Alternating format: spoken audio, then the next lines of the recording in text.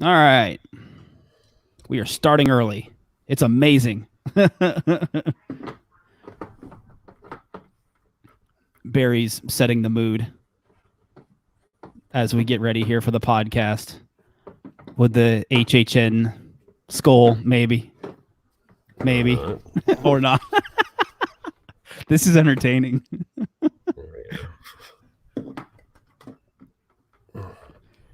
It's candlelit tonight, ladies and gentlemen. The podcast is going to be candlelit. Live from the bedroom. Yeah, baby. Let's do it. Little surprise for you guys tonight. We're going. Barry's coming. I had no other place to do this tonight. You could have came over. I think you could come over. Yeah, I mean, stay 6 feet away from me. Well, this is like, yeah, we could literally do that. I could move the microphone. I think over this here. is. I mean, you and me have been doing. I've been doing ThrillGeek with you almost 4 years here soon, and I think this is the longest you and I have not been in the same room, same place together. I miss you, Barry. Yes. So anyways, how's everybody doing in the chat on Facebook, YouTube? I had it all set up for Facebook and YouTube, and then I had some people asking me about Periscope, and I was like, yeah, sorry. I was like, I already have it all set up for Facebook and YouTube, so I apologize for those that have been watching through what's it called? Periscope. I keep forgetting. The two of you. Just kidding. Yeah. Well, in that too, we've been getting the most interaction on Facebook and YouTube, so I may stick with this from here on out. I was kind of surprised that we weren't getting a whole lot of interaction from our Twitter, from Periscope, because we're coming up on 10,000 followers on there, and none of them are fake. They're all I mean, some of them might be bots, but anyways, hey Michael, thanks for joining. So share this out with your friends, family, coworkers, aunts, uncles, nephews. And we're going to hang here for about another 5 minutes or so before we get going. We're just kind of hanging out. Barry was setting the mood with the candlelight.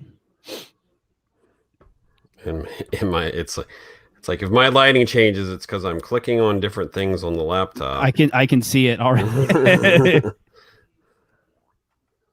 So, speaking of podcasts tonight, we're going to talk.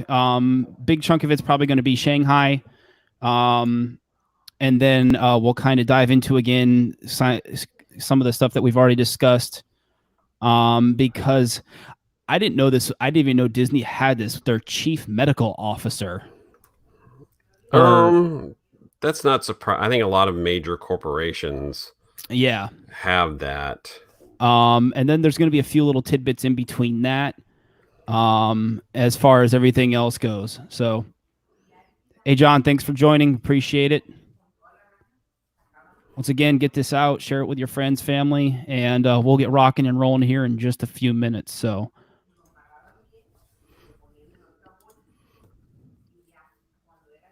Michael is once again excited for the podcast. I appreciate he's really cool. I'm excited we have excited people that want to listen to us banter every week about theme parks. So and stuff. Surprisingly, a lot of people enjoyed us talking about coasters last week. Yeah, Sean's episode. For those of you that are frequent listeners of the podcast, last week we had what's his last name? Sean Flaherty. He has a YouTube channel. Tell people about him. Yeah, he has a youtube.com/Sean Flaherty. He's a longtime coaster enthusiast.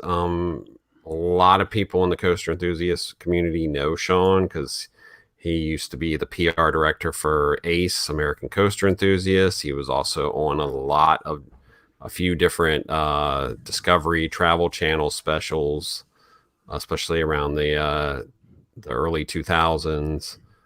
So a lot of people know Sean, and I've known Sean for 20 years, and so Even though you did most of the questioning because you apparently did your research for once.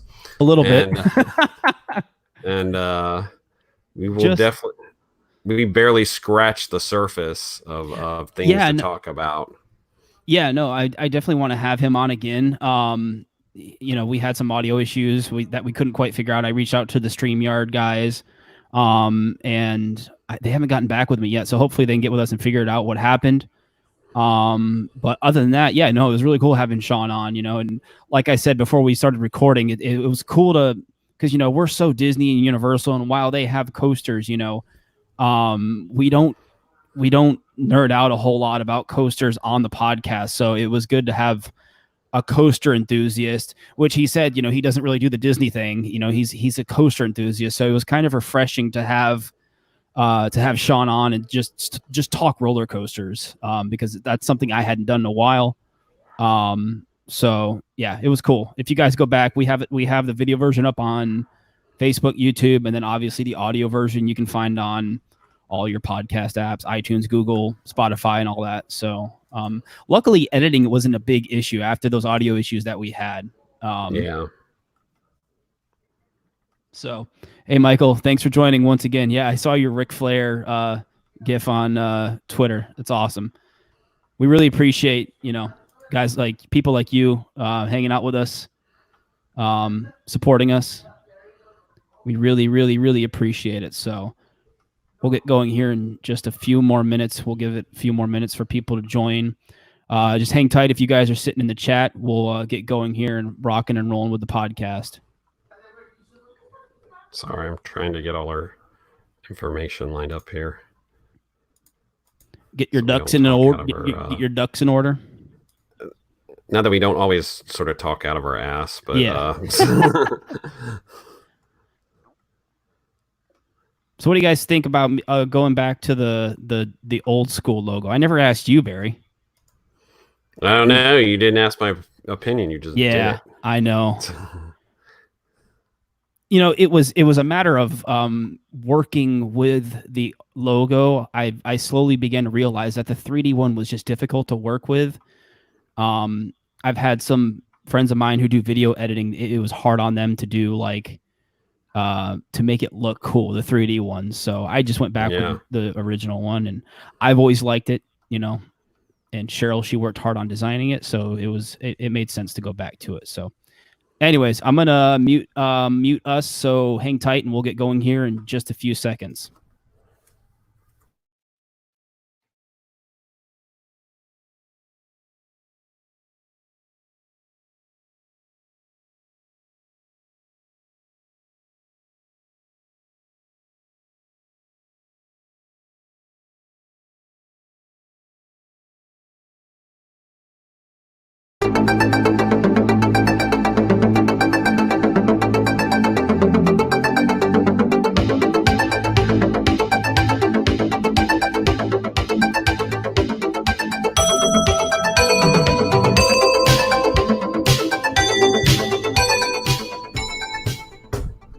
Hello, everyone, and welcome to the ThrillGeek Podcast. I'm Clint. I'm Barry, and it's just me and you this week. Yeah, we're back once again, our lonesome selves. Barry, before we started recording the actual podcast, Barry's just done. He's just done. And I am too. It's hard at this point. We want things to get back to normal.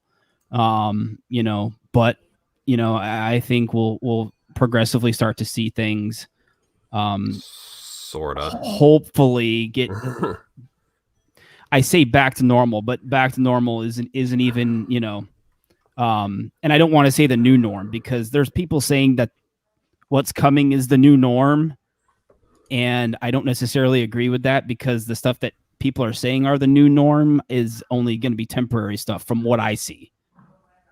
So, anyways, tonight, I mean, it's hard to talk about all this with and not for it to be political for some people, but I don't want to call it a new normal, because the idea of what could be the new normal for right now is not very it's not very good. So Yeah.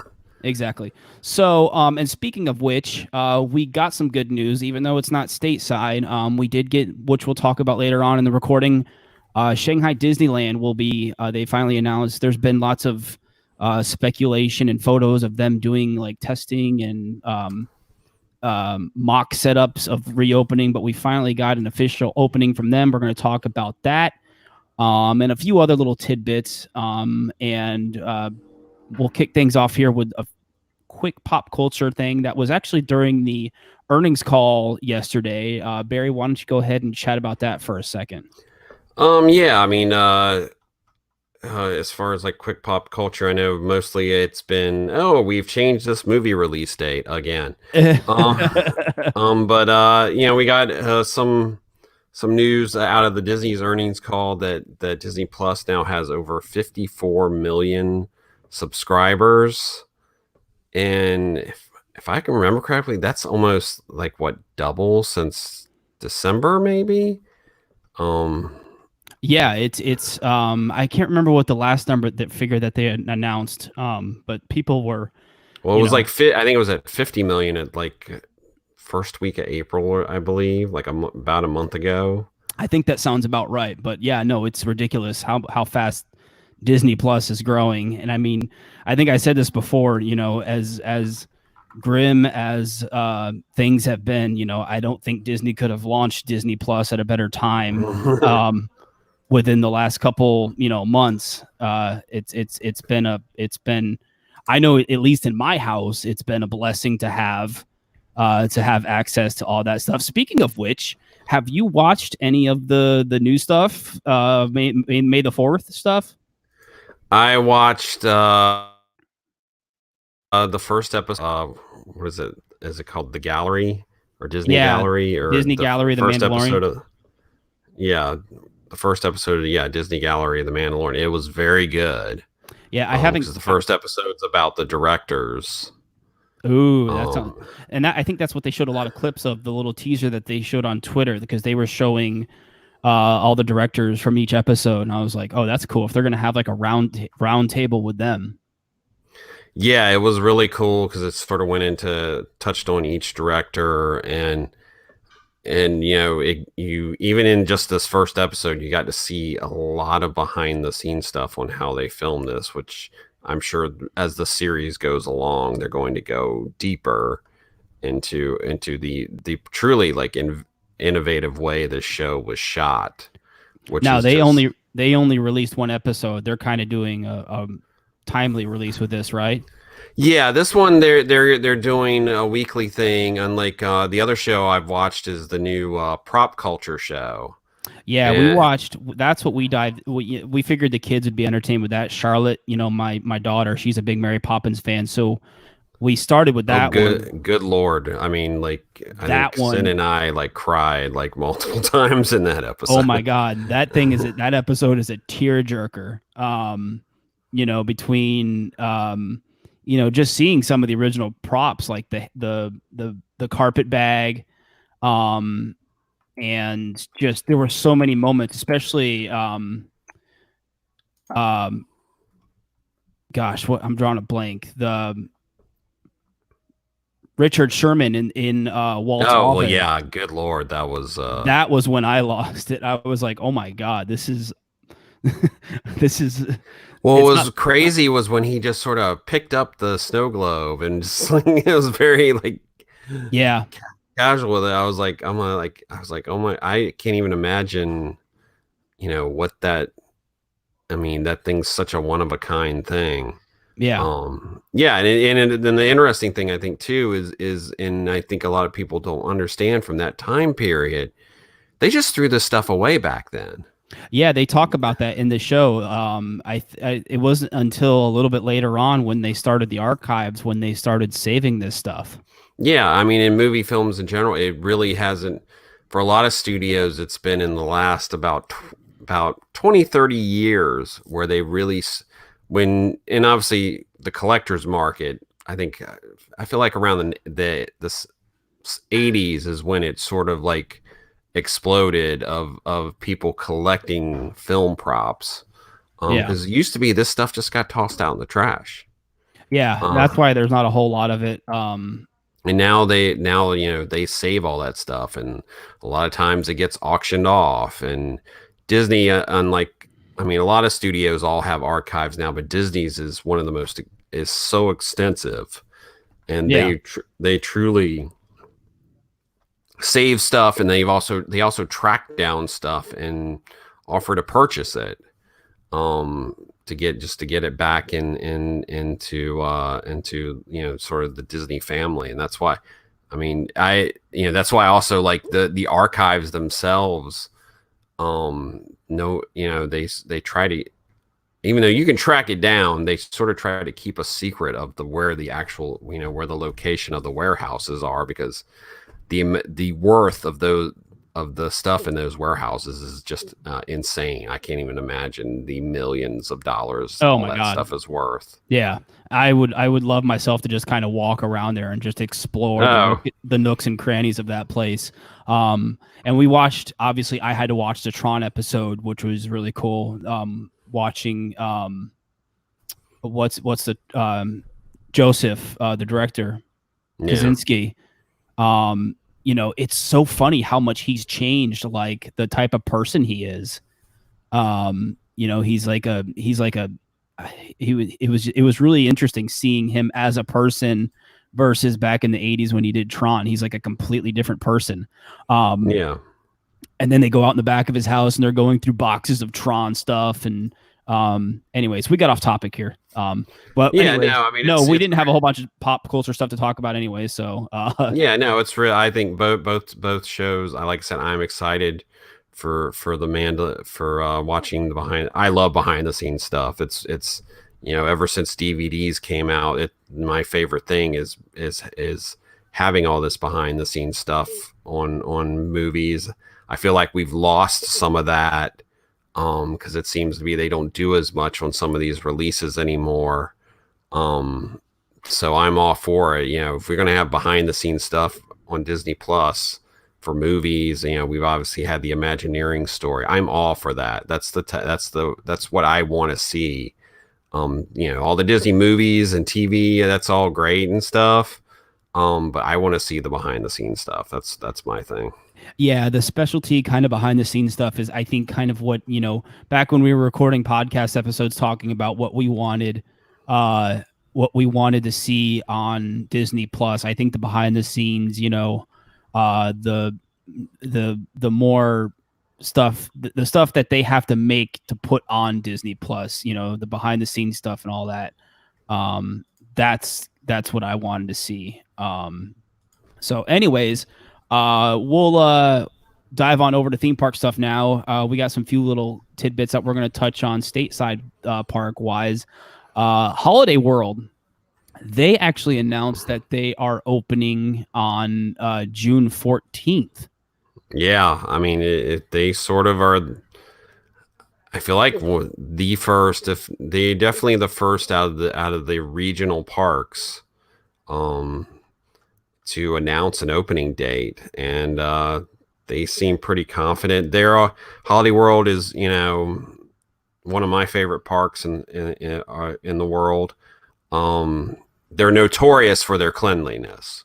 They've won awards in the last, last 20 years. They've won multiple awards about being the cleanest park. And some of these smaller, I don't think Holiday World has to worry about, massive crowds. So, I mean, it does get busy there, but and they talked about, limiting attendance and, obviously hand sanitizer all over the park, sanitizing the rides. They said, and even put their post on their website, they're going to, they're going to start listing, as it gets closer, things that they're going to do, for when the park opens, and we'll see what they do. We've heard what, Six Flags some of the Six Flags are looking into opening, and there's been talk of a reservation system that, people will have to go online, including pass holders, and pick a specific day. Yep. To come to the park. And in some cases, some of the parks, like pass holders, can pick a specific time of day to come to the park. That's been talked about. Yeah, I don't think any of the Six Flags parks have really announced anything specific as far as like these, national parks, Six Flags, Holiday World, Cedar Fair. I don't think Kings Island, Cedar Point. I don't think they've announced anything as far as an opening date. Cedar Fair has been very quiet. They extended everybody's annual passes to include next year. It's going to be interesting. I mean, it'll be a little bit easier maybe for them to open some of the smaller parks. Cedar Point is not going to be easy to open because Cedar Point relies on college kids and like overseas. They have all the on-site housing and everything. Yeah, they have all this on-site housing, and I don't know if they have enough local employees because the whole on-site college kids coming in, all that, or overseas workers, is not going to happen. Yeah, and a lot of regional parks rely on a surprising number of overseas workers. It's not just, not as many teens work. As I worked at King's Dominion, for 2.5 summers. I worked at Cedar Point. Yeah. I mean, and I, just a few years after I left there, they started, bringing in people from overseas, to come work during the summer. Yeah, it's going to be interesting to see what these national parks do because they've been pretty quiet. I mean, Six Flags, we've seen little tidbits of information come out, like you said, with the reservation system, and little things like that. But yeah, Cedar Fair parks have been fairly quiet, and those are obviously the big ones: Six Flags and Cedar Fair. And I mean, some people I know who are sort of in the know aren't even sure if Cedar Fair is going to open certain parks this year. They could completely, not open up certain smaller parks because Cedar Fair has California's, Knott's Berry Farm isn't open. Knott's Berry Farm or California's Great America aren't going to be opening anytime soon. Yeah. No, it'll be interesting to see. And, I think we're all monitoring it. If we see anything, we'll obviously share it with you guys, in regards to the national parks. Cause we don't just cover Disney and Universal and Busch and SeaWorld.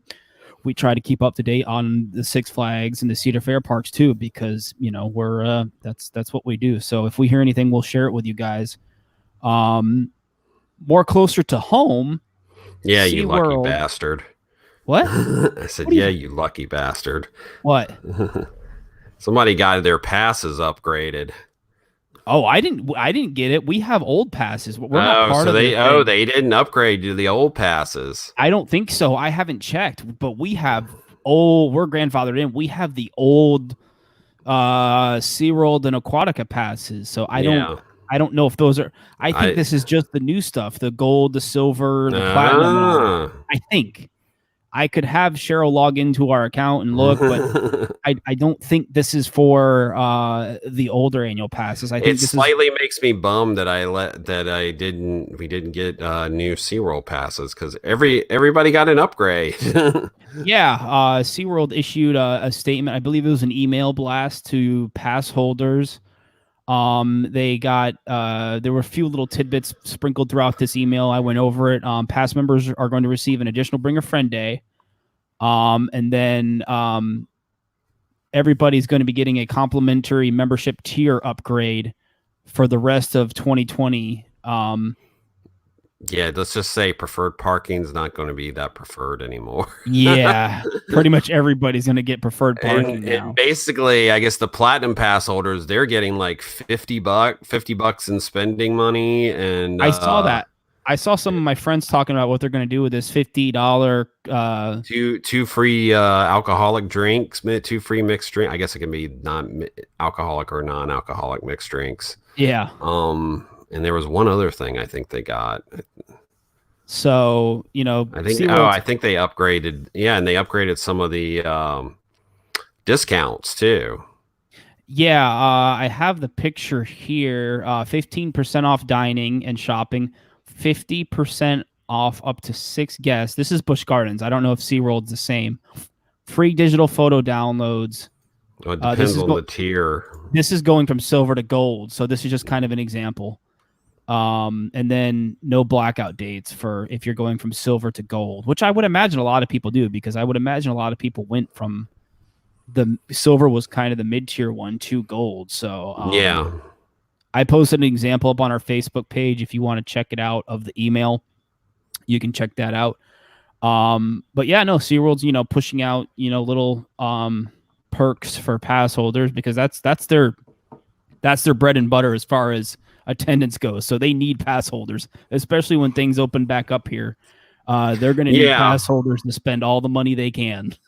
Yeah, and we obviously still have no idea with SeaWorld or any of the parks here.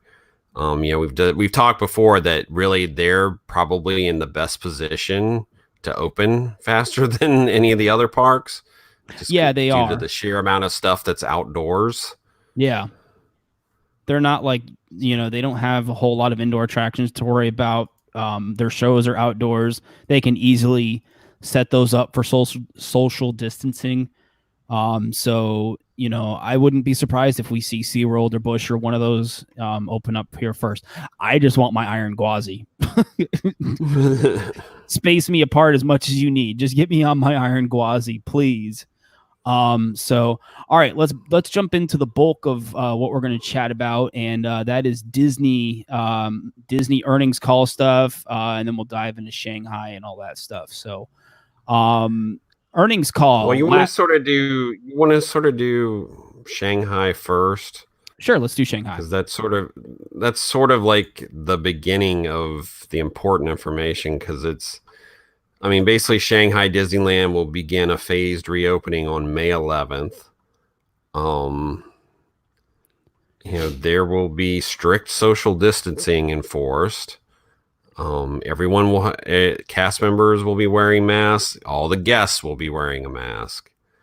There will be no parades or nighttime spectaculars at the time, which is pretty much what we expected. No meet and greets.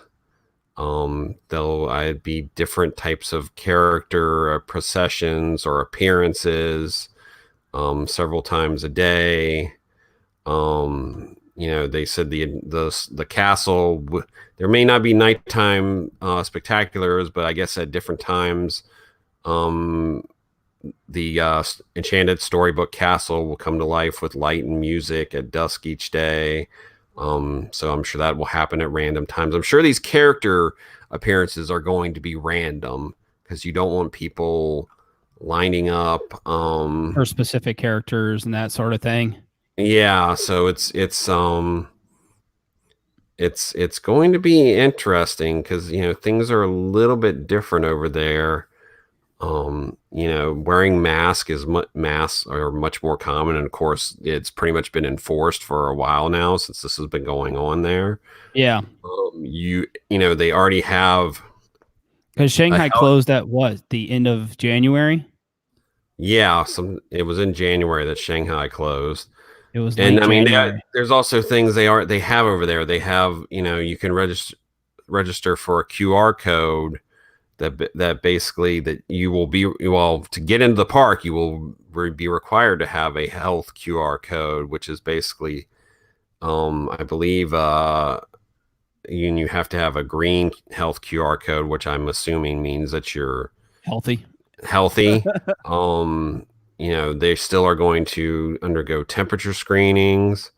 You have to wear a mask except for when you're dining, which I think has really been like with the hotel and the restaurants that have in Disneytown that have been open. They've been enforcing that already. So yeah, I forgot they opened up a little bit early. They've been open up for a little bit now. So we got yeah, we have all that information up. We actually got the press release and we shared all that information up on ThrillGeek.com. You know, it's kind of funny, the picture that they shared, and I posted this on my personal Twitter account. They have squares for people not to stand on. And it's pretty funny because, you know, us in theme park brain mode, you're usually told to stand on a square or stand on this number or stand on this color. Yeah, I once when I first saw those, I was like, well, you know what? That probably makes more sense because you sort of want to tape out or you know, space out how far apart you want people to be. Yeah. And putting an X on the ground is not really, it's not the best way to do it. But Well, yeah, like like I putting, said, you know, when you're in a theme park, you know, you're prone to stepping on things when you're, you know, yeah, like when you're waiting in line for a ride, you know, the ride op says, you know, step on, you know, you go to row 4, you know, your brain just, you know, you're acclimated to stepping on things. So it was just really interesting that they, you know, we have the picture up on thrillgeek.com under the Shanghai reopening article. There's these squares on the floor and it says, please do not stand here. So those are obviously throughout the entrance when people are going through the turnstiles and everything. And we have all the details up. You guys can go check that out on there. Now, more close to home, Disney Parks chief medical officer, which I had no idea that was a thing. She released, it was Dr. Pamela Heimel. She released information, plans and considerations that they're considering for reopening up stateside here at the Disney parks over here. And a lot of it was kind of the same stuff that we've been over, you know, cleanliness and sanitation. But there was one thing that I saw, I don't know if you saw this, Barry, that was really interesting. It's the physical distancing and capacity measures. And it says here, where is it? As you can imagine, managing guest density in queues, restaurants, hotels, ride vehicles, and other facilities throughout the park and across the resort is a major focus. And then it says this will likely include implementation of guest capacity measures to comply with state and federal guidelines. We're also exploring ways to use technology to aid us in these efforts, like our Play Disney Parks app and through virtual queues at Disneyland and Walt Disney World. So that looks like they're going to be implementing a lot of virtual queues. You know, this kind of gives a hint that maybe we're going to be seeing a lot of virtual queue. What's the word I'm looking for? Implementation to the rides and attractions. So that's the first time. Yeah, I mean, it's we've discussed that, but yeah. it seems like now we've gotten confirmation that this is something that they're really looking into. And if you implement virtual queues for, say, almost everything, then you got to reduce the amount. Then you can't have as many people in the park because then you're going to have more people in the walkways, and it's just, you know, it'll be interesting to see how they implement this because obviously the queues themselves are going to have to be spaced out. You're going to have to adjust how much time people for, you know, stuff that goes indoors, which a lot of stuff at Disney World does. You're going to have to adjust, you know, people really are only supposed to be indoors for a certain amount of time. Well, you know, we didn't mention with Shanghai, kind of going back to Shanghai and what you just mentioned. This was they announced during the earnings call, which we're going to talk about next. I forgot if it was Iger or Chapek, but one of them said that Shanghai Disneyland's capacity is 80,000 a day. And I guess the Chinese government wants it at 24,000. Disney said that they're going to be working well below that when they open Shanghai and kind of work their way up from there. So I wouldn't be surprised if we kind of see that same type of scenario here. Yeah, I mean, well, like, you know, her plans. You mentioned a phased reopening, which we've talked about before. Not all of Disney World's going to open. You know, I mean, we all assumed the first thing that would open would be Magic Kingdom, but then there's also the issue of getting people from the parking lot to the Magic Kingdom. Yeah. How do you do that? I mean, we definitely could see, the implementation of, are they going to put up plexiglass at the registers? That's a lot of plexiglass. That's a lot of plexiglass, but we've seen everywhere it's gone up pretty fast. All the, Target, Publix, they all have plexiglass at the registers now. Cleanliness. How many people you're going to have to be constantly wiping stuff down, cleaning stuff, bathrooms. How do you keep those properly clean and stuff? There's so many things that go into, we all assume cast members are going to wear masks. Yeah. Do they go as far as making people wear masks? If you want to go in, you have to wear a mask. To Magic Kingdom, you have to wear a mask. I know there's been a lot of talk on social media. Yeah, that's what I was going to... Oh, well, people won't do that. Well, you know what? My answer to that is if you don't do it, if they implement that, if you don't want to wear a mask, then don't go. Yeah. We've had this discussion before. You, me, any of us at ThrillGeek, when the parks open, we're going to be wearing a mask. Yeah. There's been a lot of discussion on social media, people running polls, do you think they should enforce masks? Do you think it's optional? It's been really interesting to see people's response. I saw one poll, it was literally 50-50 between masks being mandatory and masks being optional. So there's obviously a split, and it's a very hot topic, wearing masks at the park. I've seen some people furious. Some other people have retweeted other people saying, I think it's absolute bleep that it's, going to be required to wear masks. This wasn't even announced. And there's people upset about it. Well, I got to say, I mean, I know we don't always tread into, I say tough, then don't go. If you can, I agree completely. It is part of life now. I mean, it really, when I go out and about, when I go into a store, it really annoys me when someone's not wearing a mask. Or a face covering, period. Yeah. This is not going to slow down unless everyone participates. Yep. And that means when you go to some place like a theme park, you should be wearing a mask. It's like you said, like this thing says, there's no date when this might open, when the parks might open. I know we've heard rumors about, there's been some activity at Disney Springs and some activity at City Walk.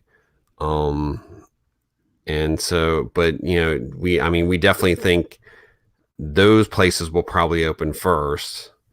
But even the places, we here in Florida, we've had our, phase 1 reopening. I've been, because of my job, I've been out and about. There's still not a lot of people going out. No.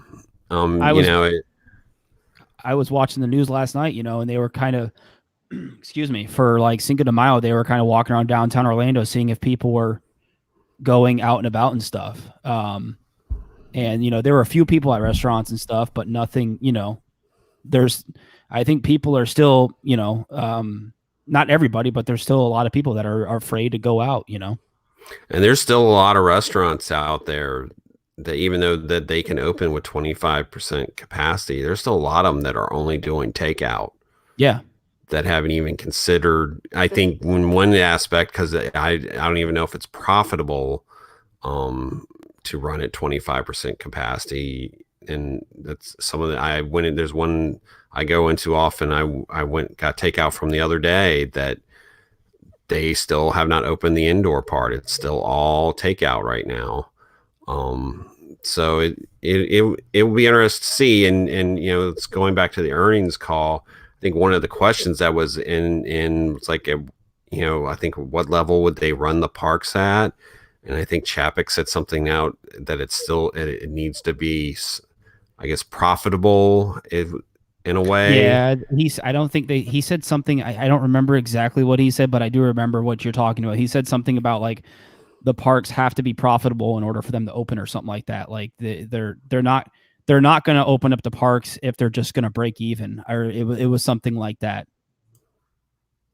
Which is, I mean, it's an interesting statement, because we've, like I said, we've had this discussion about whether it's about breaking even, but you know, Parks lost $1 billion. Parks whatever consumer experiences, whatever Parks and whatever the heck they call it now. It lost $1 billion. Yeah, I mean, mind you that the second quarter ended at the end of March. So Disney World and Disneyland had only been closed for 2 weeks. Obviously, the Asia parks have been closed since January, and obviously, albeit Tokyo, they only get a percentage of that had been closed. So basically, what from some people looked, they lost like a half $500 million just from Disneyland and Disney World being closed for 2 weeks. Yeah, it was just over $1 billion that they announced that they had lost from the parks being closed, which is not good. And then on the flip side, well, not necessarily the flip side, they also announced that there's going to be $900 million in cutbacks for the remainder of the fiscal year 2020, which I believe for capital expenditures. Yeah, which it's, when I first heard it, it obviously it is really bad. That's a lot of money, but I think it was 900 million out of like, wasn't like a few billion or something like that. It was definitely a large number. Yeah, I mean, there's been a lot of people discussing, when this $900 million cutback number when it began floating around. What does that mean for things going on at Disney World? Obviously, we have the 50th coming up, which I don't think we're going to see a whole lot of special activities for that now, because that's one thing they can easily cut back on. And there were a lot of people asking about Tron, and I'm like, that stuff is under construction.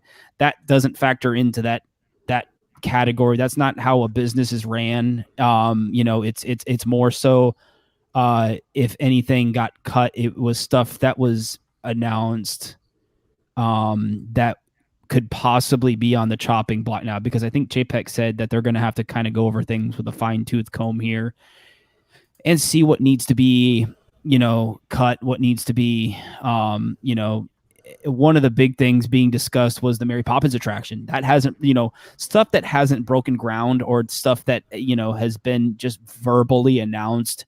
I would be more nervous about that stuff being cut back than obviously Tron's being completed. Obviously, the Guardians coaster's being completed. Ratatouille's done. Yeah, for all intents and purposes, that area is done. It's interesting because it's definitely, I guess the big talk, and I mean, I brought it up too. The 50th. What's going to happen with the 50th? The rumor had been that the celebration was going to start like May of next year, instead of the usual starting October 1st. Maybe now they don't start it till October 1st. Maybe I could definitely, I think, our excitement and want for the 50th to be this big celebration that, everything we had heard of the last few years, with, new nighttime parade, possibly new daytime parade, a new fireworks spectacular, updates to a lot of the attractions. Yeah. And Magic, the 50 things for the 50th, that have been, now I joke, it's like, we're going to be lucky if we get banners and cupcakes. There are a lot of people joking around. We're going to get the 50th. We're going to get the 25th cake castle. Yeah, I think that would cost them too much money. Yeah, even that would cost a lot of money. I mean, Tron's going to be finished. Guardians. The interesting thing is what's going to happen at Epcot. Yeah, that's one thing that you need to hone in on, because that's where all the action is. Hollywood Studios has wrapped up construction for their big overhaul additions, everything. Runaway Railway opened, so obviously over the last several months, all the attention's been turned to Epcot with the makeover for the front going on, the fountain area, the entryway. You have that giant 2 or 3 story building, which I think that would be a thing that would be cut. Yeah, I mean, it'll be interesting to see what they do with that. And like you talk about Hollywood Studios, it's like everything's sort of done for now. But on the other hand, they haven't fully fixed that park. There's still there's still a few future projects, what's going where Launch Bay is. A couple of the shows are, finally getting their replacement. That's all stuff that we could see go on the back burner now, which would be incredibly disappointing because anybody who's been to that park since Rise, or even the 2 weeks that, the barely 2 weeks that Runaway Railway was open, it's like that park still needs some stuff. Now the problem is it can't handle the crowds that it's getting. Yeah, I mean, we got Runaway Railway, we got Rise, but now I think shows and entertainment is something that they could easily add to Hollywood Studios to make it even more so. And same thing over in Animal Kingdom. There were some things that have been in sort of the pipeline, coming to that park possibly. And I think a lot of that stuff that's been in the planning stages is just going to be put on hold.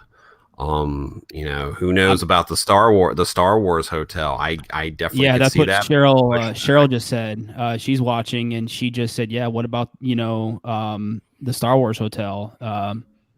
It'll be interesting. Yeah, it'll be interesting if they sort of slow down or stop construction of the Reflections resort over there next to Fort Wilderness. Because like I said, when this thing reopens, I think you're going to see certain resorts, much like sort of happened after 9/11, are probably going to be shuttered for the time being, or whole wings and sections of certain resorts, even that may open, are just going to be closed off. I'm going to quick check in on social media here. We've been kind of neglecting comments and everything. Ryan's watching. He said most stuff that's being cut hasn't been announced yet. That's what we were sort of talking about. Stuff that's in the pipeline that just is going to be, like I said, cut or simply put on hold for the time being. And then John said, what are the chances they open Epcot later than other parks, and they use a few extra weeks to catch up on all the refurbishment there? We've discussed Epcot reopening, and it's going to be a tough park to reopen, no matter if you base it upon them getting caught up on construction or not, because of almost everything's indoors. The size of the park, the fact that all the overseas cast members have been sent home. Dining, we've had this discussion before. We think it's going to be the last park that reopens. Yeah, I think not even based upon construction, which I don't think they're. I know people have posted aerial pictures of Epcot. I don't know. I don't think they're working. I think they've stopped all construction at Disney, haven't they? Yeah, except for road construction. Yeah. All construction has been stopped at Disney, and I haven't seen anything that shows anything has started back up. The only thing that's been going on is you still have a certain number of regular cast members and obviously security and maintenance cast members who are cycling rides, because some of these rides need to be cycled on a regular basis. They're not meant to shut down for extended periods of time. But Yeah. I think one of the things we expected, but I guess and it's sort of disappointing us. We thought they might use some of this time right now to do some refurb, but it's from all intents and purposes of all we've seen or know, they're not doing anything like that. And from what I've heard too, at Disneyland, it's even worse. It's like they have like just stopped. Yeah, I Everything. that was one thing that I think all of us were hoping, especially with Rise of the Resistance. That ride obviously had a lot of kinks and bugs to still work out. So we had mentioned before on previous recordings that these downtimes, because of the coronavirus, would be perfect for them to tweak and finesse the rides. But I don't think that's happened because, like you said, I think they've stopped cold turkey in these parks. We've seen videos of them cleaning the park, pressure washing the midways and that sort of thing. Yeah, I don't know. I know Ryan's watching. I don't know if he knows more about Disneyland, but I've heard like Disneyland, they're not even doing that. Yeah. They've just stopped doing everything. And we know at Universal, there's I mean, from what I've heard, a lot of their maintenance department is still working. We've seen coasters cycling. I saw a video of rocket testing running. Yeah, if you want to call it that. And we know, the unannounced Jurassic Park project is still going full steam. The only thing that's really changed is they've slowed down construction at Epic Universe. I mean, they're still continuing with road and infrastructure, but I think they've sort of stopped. We didn't even talk about that, did we? Epic Universe being delayed. Yeah, I mean, I think that happened in between last time. Yeah, we had Sean on last week, so we might have skipped over some tidbits. And all they've said is they've sort of delayed construction, which I road and infrastructure stuff is still going on, but I think they were getting close to the point of actually starting some vertical construction. Yeah, and that has basically been put on hold, which I understand. I mean, with the way everything is right now, I mean, it's even though Comcast, their cash flow seems to be a little bit better than Disney's at this time, since they also own, they're a cable internet company. So those are doing very well right now since so many people are at home.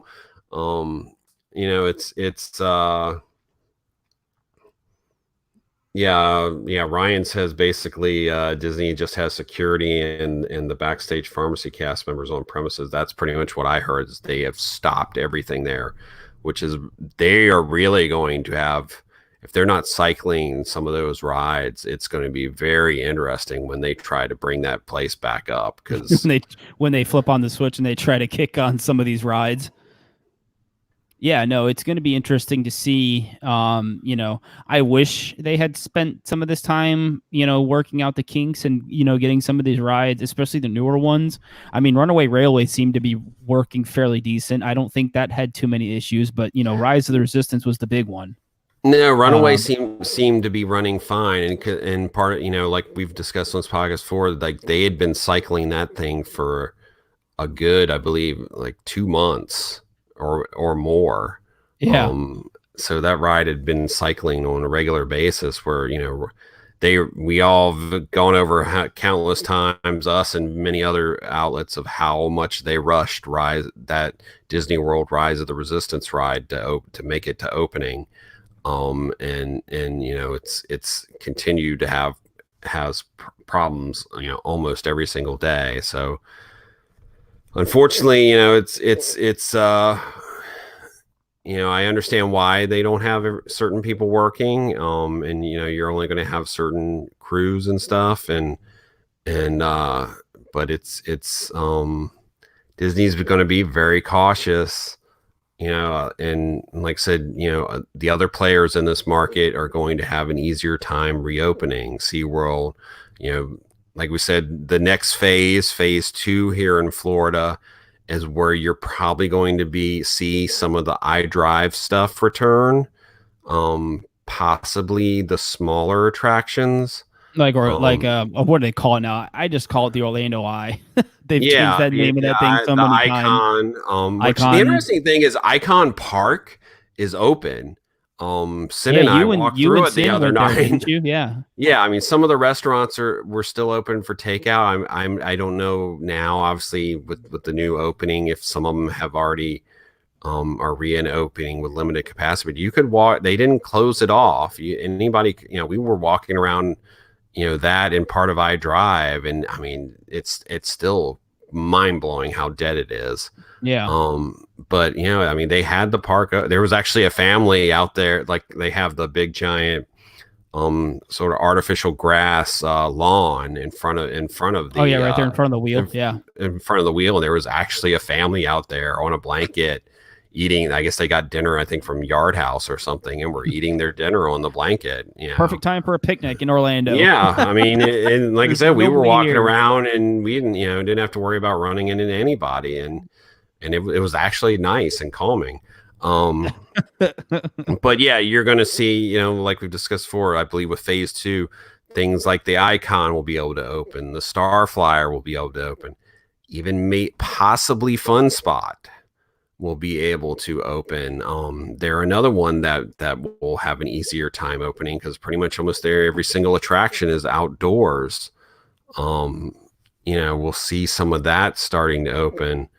And it's up to, like with Disney Springs, and I believe with City Walk too, there's certain third parties that own some of the shops and the restaurants, and I think that's what you're going to see open first, much like that was what you saw close last.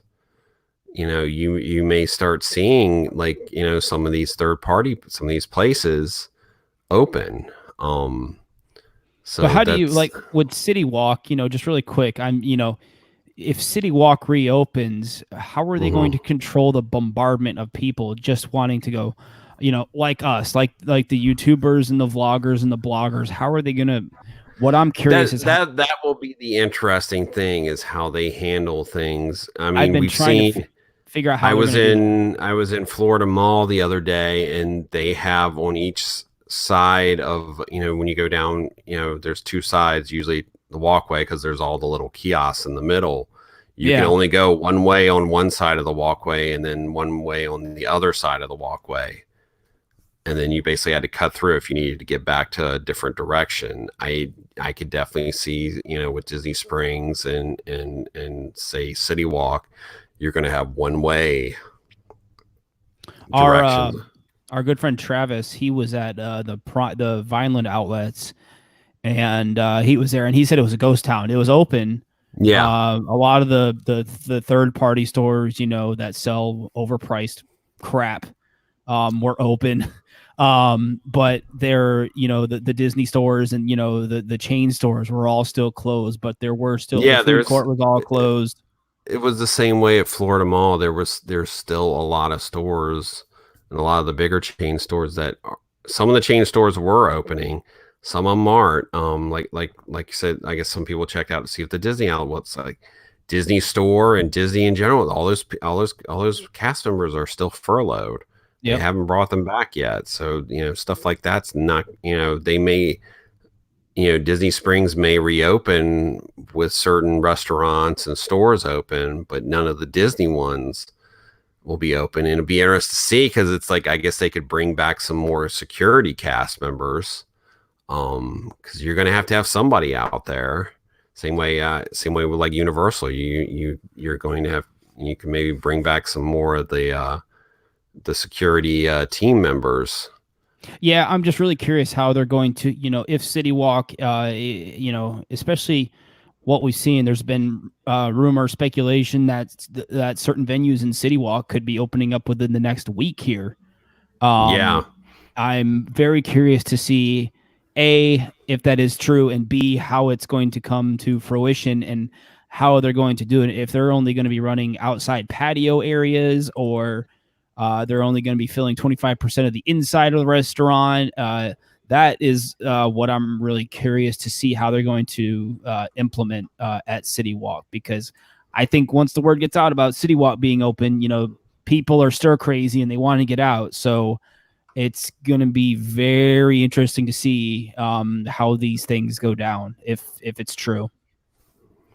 Yeah. So, anyways, all right. I think that's all we have for you guys this week. I think we're going to wrap things up here, get on out of here. And yeah, everything we talked about, you guys can find on the website. Barry, I'm going to let you, you got your new video up. So go ahead and let us know about that.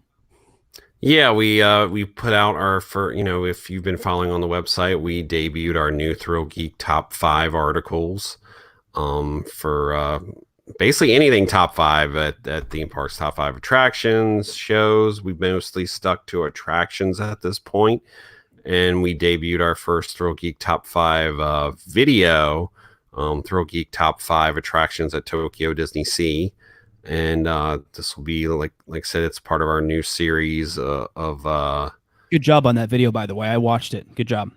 I like it. I mean it's I will say the voice track in that was heavily edited because it's like I recorded a lot of stuff and then cut it down.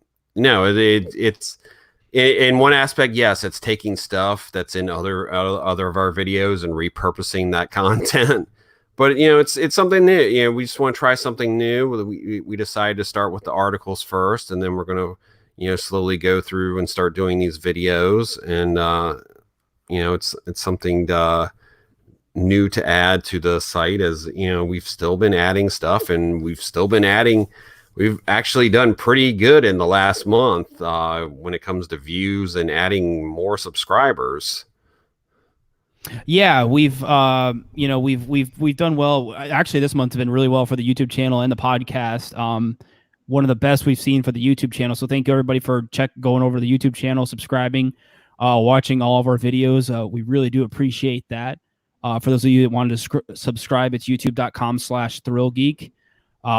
Make sure to subscribe and hit the little notification bell, and you'll get notified when we upload some new stuff for you guys to check out. Or we upload all sorts of stuff. We really don't, as you guys, if anybody's been following us for a while, we're kind of all over the place. So, our YouTube channel, we try to keep it fun. We try to keep it positive. We don't get too opinionated on our things. It's just not something that, any of us want to do. So go on over to our YouTube channel, check that out. We're also on Instagram, Twitter @ThrillGeek. Be sure to follow us on Twitter and Instagram. Look at you doing the announcements. Yeah, I figure I'll give you a break. And then what else, Barry? The podcast. You can find the podcast on all the podcasts. We're on Spotify, Google, Apple, Media, even random ones like Spreaker. And if you have a podcast app, there's a 99% chance you'll be able to find the ThrillGeek podcast. And once again, thank you. Did you mention the website? Oh yeah, we have a website, ThrillGeek.com.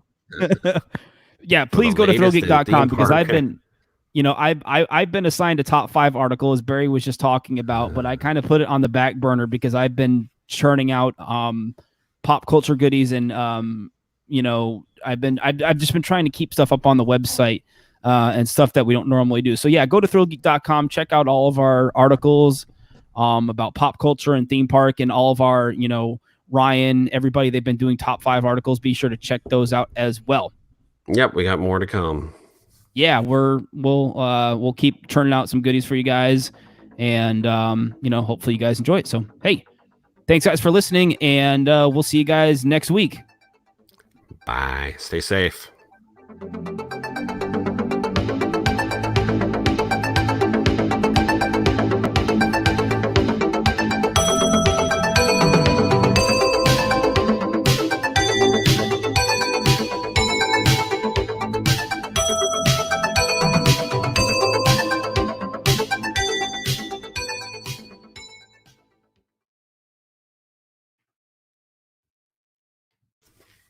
All right, we're back for a few minutes.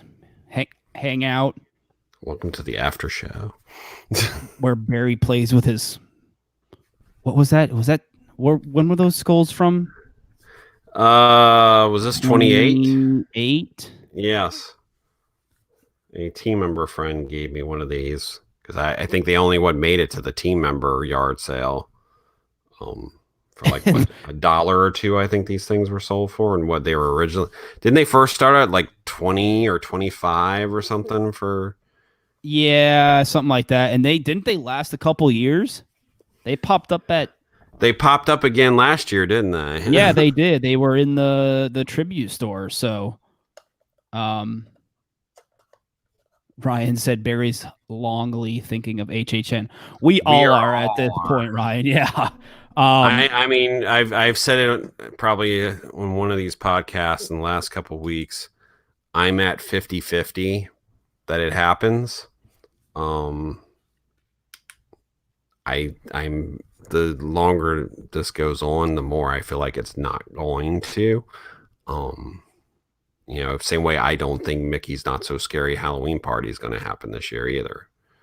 So, it's just too early to tell. That stuff is what we got all May, June, July, August. I mean, 4 months. It ain't that far away. Yeah, when you actually sit here and now that I've counted out the months, it's actually not that far away. No, I'm trying to be positive. I mean, we know some construction's been going on with the mazes, I believe, with the tent, the permanent tent ones. But it's not looking good. So yeah, that's one thing that I've always been curious about is, if they're still chugging along with construction, are they just gonna, I think we discussed this previously, are they gonna just put those houses on hold until as much as I love the event, I don't know if I want it with no scare zones, possibly no shows. Yeah. I don't know if I want that. I would almost, as horrible and as much as it would suck, not to be a whiny baby, but I would much rather it may be pushed to next year. And I know some people will probably get pissy if they hear this. I would much rather be pushed to next year and on the hope that we would be able to have a full-blown 30th than a half-baked, yeah. 30th that I don't see how you have frequent fair passes either, unless you only sell a certain number of them, and then you have to like reserve nights to go or something like that. I mean, I just don't see that if you're going to run the event at like half capacity too. Yeah. So I don't know. It'll be interesting to see. I want the event to happen. Obviously everybody knows HHN is our event. I don't know what we'll do with ourselves if it doesn't happen this year. I've already I think I made it's pinned to my Twitter of what will happen if there is no HHN this year. I'm gonna have to go. I don't know what it is. It is. Let me bring it up right now. I'm going on Twitter. If HHN 30 gets canceled, you can find me this fall in the dark in my Haunted Mansion bedroom, clutching my at Wendy Gunt's Horror Icons print, listening to The Cure's Disintegration on repeat with my face in front of a fog machine crying. Well, I'll join you because I have the fog machine, so we can both. This will be an interesting live stream. We'll live stream it. Yeah, no, it's if there is no HHN, it's going to be an interesting September October podcast because I don't know what the heck we're going to talk about. Yeah. I'll put ThrillGeek on hibernation. Yeah, no, I mean it's it's already been weird of no parks. I mean even you and I and Emily don't really talk that much right now, except for when it's like website stuff. Yeah. Albeit you're being held hostage by 3 children. Help me. And you and Cheryl. And so it's like we have it a little easier over here, but it's there's been issues. This is not normal, and all the things we love to do, theme parks, going to shows, going out and about, except for like being able to go somewhere and walk. Yeah. That's what we've been doing a lot with the kids, is just going for a walk, going for walks. Yeah, and I'm sort of over going for walks, so it's I miss. It's like, hey, those of you who follow my social media know I've been looking hardcore at electronic drums for the last couple of weeks. I was wondering about that. I saw you reply to somebody asking about an electronic drum set or something like that. I was like, what is this? Yeah, and of course, some of these people, have been buying those like $300, $400, $500 ones, and of course, I'm, being those, I have played the piano and drums. Actually, the microphone is sitting on top of my cajon, since I've had to do these jerry-rigged setups since all of my gear is over at your place. Yeah. But it's I've been like like I said, a lot of these people have been buying these $300-$500 drum set, and I'm of course like, no, if I'm gonna buy an electronic drum set, $1,500, $2,000. Yeah, it's like, I was gonna say, like, I'm going to be like buy like a real electronic drum set. And those run. How expensive are those? I mean, you're looking at $1,500 to get one that's halfway decent, but you're looking more like $2,500 to $3,000 to get like a real professional, really good one. And if you're going to invest that much money, that will last. Yeah, if you're going to invest that kind of money into something, you might as well invest a good 4 or 5 years. Yeah.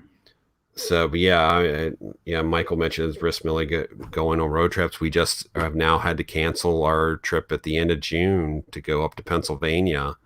We were going to go, speaking of Ace, we were going to do their Coaster Con because it was going to be at Hershey Park and Dorney and Knoebels. And then there's like an add-on day at Kennywood.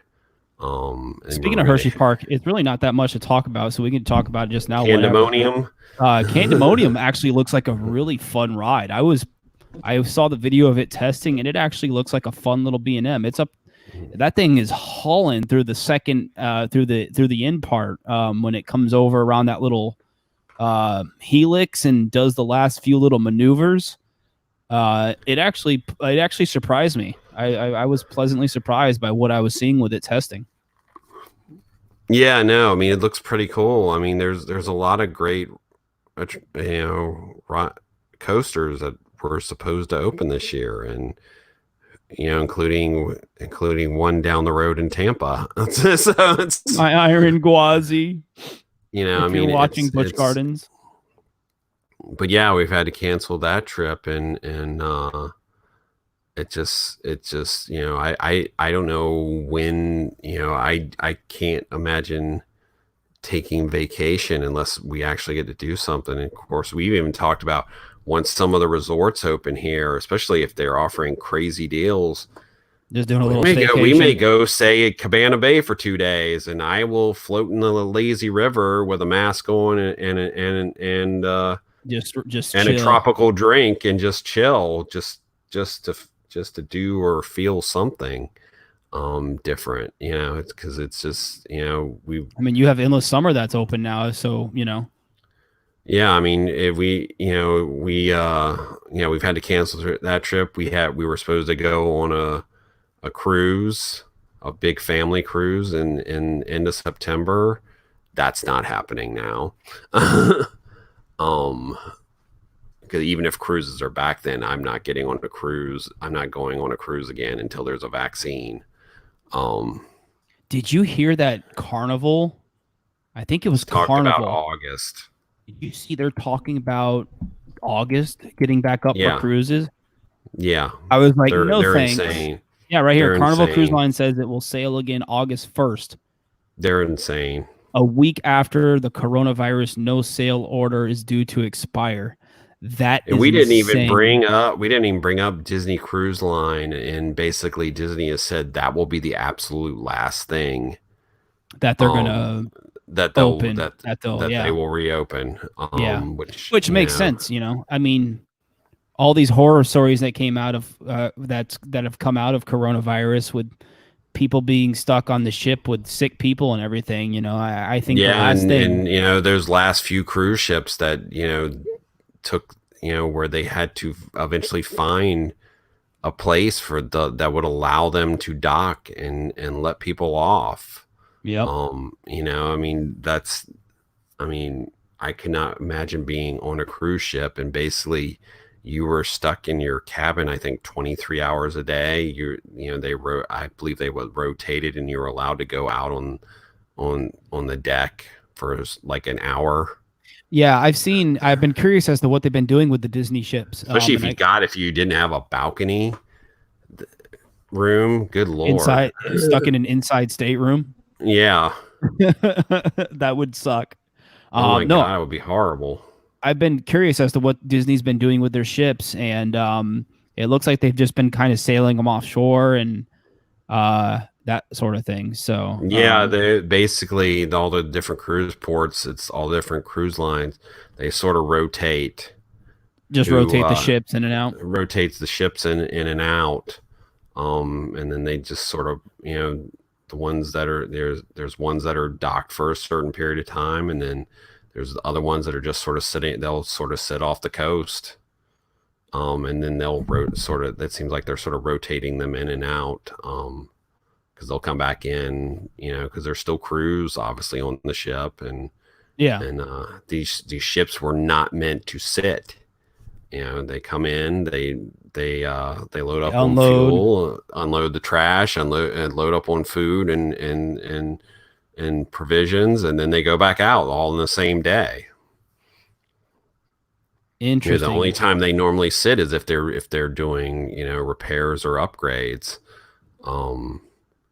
But these ships were not built, and they're not meant to just sit still. So yeah, no, the last thing I want to go on, even within the next year, is a cruise. So I don't blame Disney for getting Disney Cruise Line back up and running on the end of their getting back up and running list, because a cruise is the last thing I would want to go on right now. So no, and I like cruises. That makes sense. Oh, I do too. I have zero interest in going on anytime. Like I said, once there's a vaccine and the majority of we reach a point where enough people get vaccinated, that's great. But until then, nope. Yeah. But I guess let's wrap up here. Yeah. Thanks for hanging out with us, guys. We appreciate you once again, everybody watching, commenting. Quick skim over here of the comments really quick before we Kim said your stimulus check would be a nice thing to buy the drum set, Barry. Yeah, the stimulus check's already been used to pay off credit card debt. Yeah. We actually just got ours today, finally. And we're it's going right into savings because with 3 kids, you never know. And then Michael says my mom and I were in the planning stages of moving to Florida from California. And then David just said 3 of the Disney ships have been sitting off Port Canaveral. 3 were in dock at one city. Yeah, I think it was on the news last night. I was watching the news before I went to bed, and there were 2 ships just out offshore. I couldn't tell if they were the Disney ones, but it looked like they were just kind of sailing, just offshore. So, and then Kim also said, we have reservations at Hard Rock for the last weekend of September for Horror Nights. Yeah, there's still reservations. Tickets are still available for Horror Nights. So, Kim, we'll see what happens. Let's just, we're taking it a day at a time with Horror Nights at this point. So, anyways, I think that's it for comments. There's one last one. Paula, yeah. Disneyland Disney World will probably open before Disneyland. California's got a lot tighter restrictions. on what they're doing as far as openings. I could definitely see, probably, like I said, Disney World may be the open first before Disneyland. I really don't think Disneyland's going to open till after the summer. Yeah. But we'll see. Or Disney World, we keep hearing June. I'm still floating. If I were a betting man, I would say late June. We start to see late June, or they may wait till after. We've talked about it before. They may wait till after July 4th. Yeah, just because. Just because that's a busy time frame. So thanks, Paula, for the question. Magic Kingdom, Cheryl, you know the answer to that question. Oh, hey, Cheryl, look. Paula works. Photo pass. Yeah. Hi, Paula. All right. Anyways, we're going to head out of here. Thanks, guys. We appreciate all the comments, questions. You guys can, I'll post this up on the ThrillGeek Facebook page. You guys can rewatch the stream. And we'll be continue to doing the live streams as we go here. So thanks again, guys, for watching. We appreciate it all. Thanks. Be safe. Bye. Bye.